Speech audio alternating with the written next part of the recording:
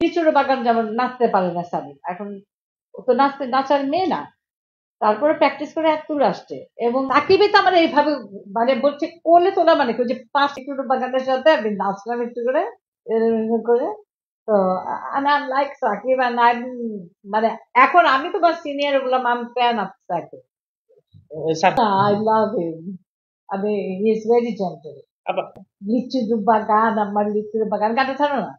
আচ্ছা, তো সেটা আমি বেশ আমি একটু নাচলাম গানটা এবং একটু শুনতে যাচ্ছি আপনার। সেটা হিট হয়েছে and we are very proud of that.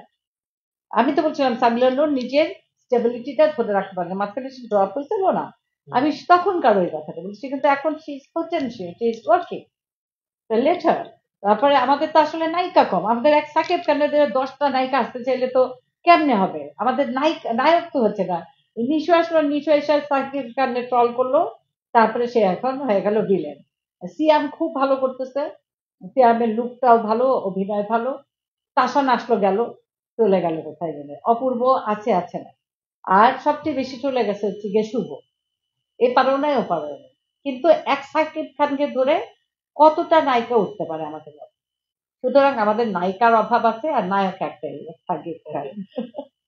Place করুক, ওর জামাই দিতে পরে, ওর পয়সা আছে, ওর পরে ওর সংসারটা ঠিক আছে, ও তো কাউকে খুশি করার জন্য পড়ে, ও খুশি করার জন্য পড়ে না। এরকম হয়তো যে পরকীয়া প্রেম না, যেটা না না না, ওটা ছিল চড়ুই ভাতি, আমাদের ফারুকির আনিসুল হকের লেখা, ফারুকির পরিচালনায় চড়ুই ভাতি নাটকটা, সেটারই আবার ব্যাচেলার সিনেমাটা হয়, তখন সেটাও হিট হয়।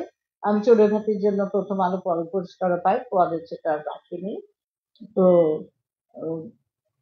পরকীয়া প্রেম হইতেই পারে। রবীন্দ্রনাথ তো বলেছে, রবীন্দ্রনাথ কি বলেছে সেটা হচ্ছে মোক্ষম কথা। আমরা যখন ডায়েরির পাতায় লিখি না, আজ আমি এটা করেছি, অমুক করেছি, সে অমুক করেছি, ডায়েরির পাতায় খালি ভালো কাজগুলোই কথা লিখি। আমি তার স্ত্রীর দিকে তাকিয়েছিলাম, ওই মেয়েটা বেলি ফুল পাচ্ছিল, তার অন্যটা সরে গেছিল বলে লিখি না।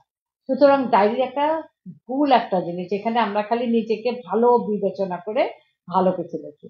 সুতরাং পরকীয়া প্রেম আসতেই পারে, হতেই পারে, বন্ধুত্বটা হতে পারে। অনেকে বলে বন্ধুত্বটা হতে গেলে ছোঁয়াছুঁয়ি হয়ে যায়, এটাই হচ্ছে চূড়ান্ত ব্যাপার। এই জিনিসটা থেকে যদি দূরে সরে থাকেন, বেস্ট ফ্রেন্ড আপনার আজীবন থাকবে, ইউ ক্যান মেনটেন দ্যাট। কারণ বাংলাদেশ আজকাল হয়ে গেছে, তো আমার মনে হয় যে ড্রাগস ব্যবসাটা ছড়াই গেছে। নিজের লেখা, আমি তো একটা বিষয় এদিক থেকে এদিকে ভুল হতে দেবো না। আমার পায়ের দৃশ্যের সাথে আরেকজনের হাত কাগজ পড়ে যাচ্ছে, এটা তো আর্ট, এটা আমার পৃথিবীর নাটক হতে হবে, কিন্তু আমার তো আর্ট থাকতে হবে। তো সাকিবের সব ছবি আমার দেখা হয়, পরবর্তীতে আমি ফোনে দেখে ফেলি, হ্যাঁ এটা আমি করি। সাকিবের নাচটা সাবির নন্দনের সাথে আমার খুব ভালো লাগছে। আজকে আমি বাবেলে খাইতে গেছিলাম, মানে এডিটিং করতে করতে পাগল হয়ে গেছে, তো একটা চেয়ারের মধ্যে 4 জন বসে আমরা এডিটিং করতেছি, ছোট্ট একটা এডিটিং।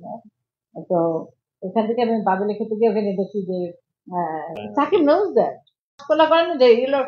আমি ভাবছি কি আমার হাজবেন্ড আমরা সবাই মিলে হাঁটতেছে পাতায়, এটা অনেক আগে মতিউল আলম খোকনের ছবি।